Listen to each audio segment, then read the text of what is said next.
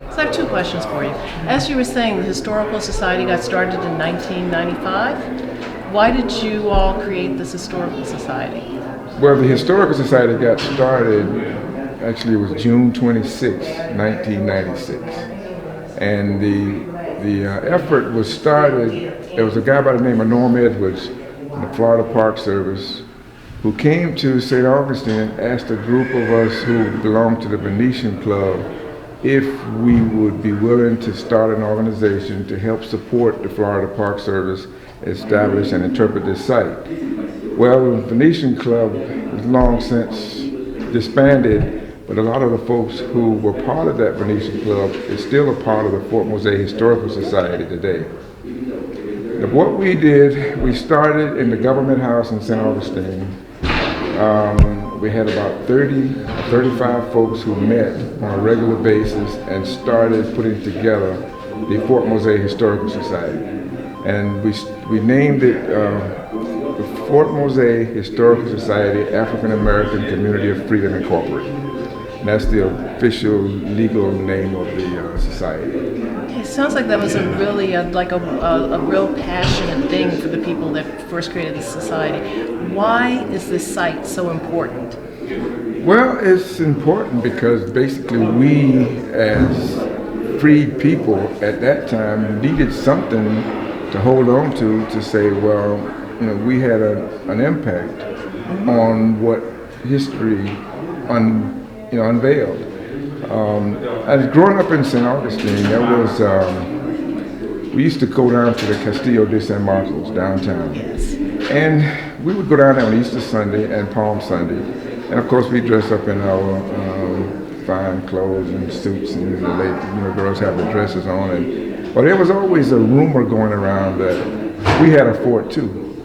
And that rumor was that there was a black fort in St. Augustine way back during the Spanish times.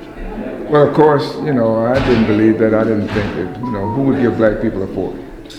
Well, not knowing at that time that it was true, I went off to college in Florida A&M in Tallahassee, and I was when I was in school there, Dr. Eaton, who taught history at Florida A&M, he was asking each one of the students where they were from. And each one of them, he told them a little bit about their hometown. When I told him I was from St. Augustine, he said, well, have you ever heard of Fort Mose? And of course, I said, well, no, I haven't. But I didn't know really the name of the fort that we had here.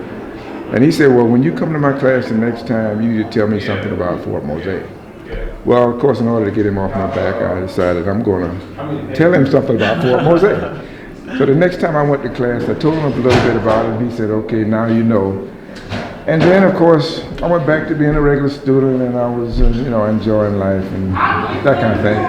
Until around 1990, actually it was 1988, when Representative Clark and the Black Caucus petitioned the congressional group in Florida to purchase a site.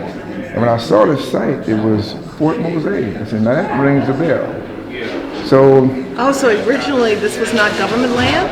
No, the property was purchased from actually Jack Williams. Jack Williams owned the property, the site of Fort Mose. He bought it in anticipation of the fact that he thought it was Fort Mose.